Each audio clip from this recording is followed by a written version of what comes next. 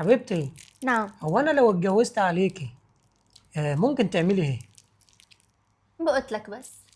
بس بس لا، انا بص عايزك تاخدي راحتك كده وكل الاجابات والافكار اللي في دماغك عايزك تقوليها، يعني اعطيني اجابات، اعطيني. تمام.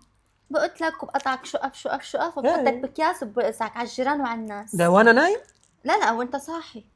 هو هتقطعيني وانا صاحي ايوه ايوه. بس اعطيني اجابات، اعطي، خدي ولا اقول لك راحتك وحالك كده مع نفسك. ولا اقول لك لا بشويك. بقطعك وبشويك احسن بتشويني عشان يعني؟ تتعذب وانت هيك على النار. ايه مم. بس شكرا. بس بس تمام. السلام عليكم. حماية الأسرة، أنا مبتز حضرتك. لا أنا مش معتز، أنا مبتز أسريا في بيتي. أنا مراتي بتهددني إن هي هتموتني وتقطعني وتشويني. والله الكلام جد، أنا مسجل لها صوت وصورة وتسجيلات صوتية وكله معايا حضرتك. هاخدك ساعتين وارجعك.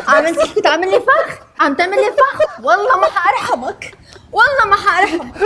لا لا انا بمزح معه، والله بمزح معه. انا